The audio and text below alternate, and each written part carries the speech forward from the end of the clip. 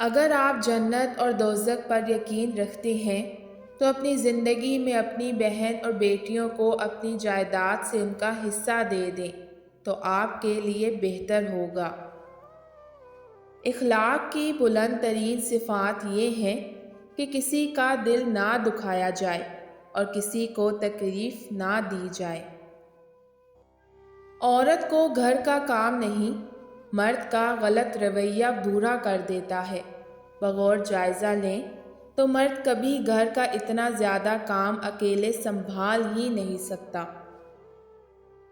مرد کے کان ساری زندگی ایسی عورت کی تلاش میں بھٹکتے رہتے ہیں جو اسے یہ بتا سکے کہ میں تمہارے بغیر زندہ نہیں رہ سکتی۔ تمہیں پتہ ہے سیاہ بخت کسے کہتے ہیں؟ وہ جس کی زبان محبت کے دعووں سے تر ہو اور ہاتھ محبت کی لکیروں سے محروم۔ آپ کے پاس بہت کچھ نہ سہی لیکن کچھ نہ کچھ ضرور ہوتا ہے جس پر رب کا شکر ادا کیا جا سکے۔ الحمدللہ۔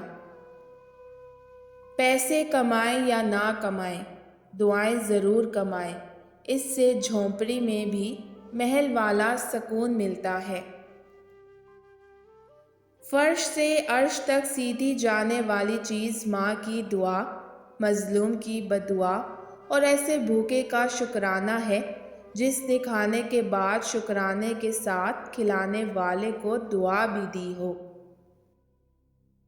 بات کو سمجھے بنا ہی جواب دینے والے سے ایسے بچنا چاہیے جیسے بندوق کی گولی سے بچتے ہیں۔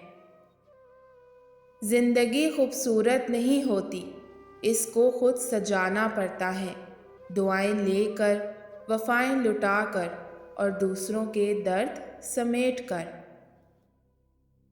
مرد کو یہ مت کہو کہ مجھے تم سے محبت ہے، بلکہ اس کی تعریف کرو، وہ تمہیں کھونے سے ڈرنے لگ جائے گا۔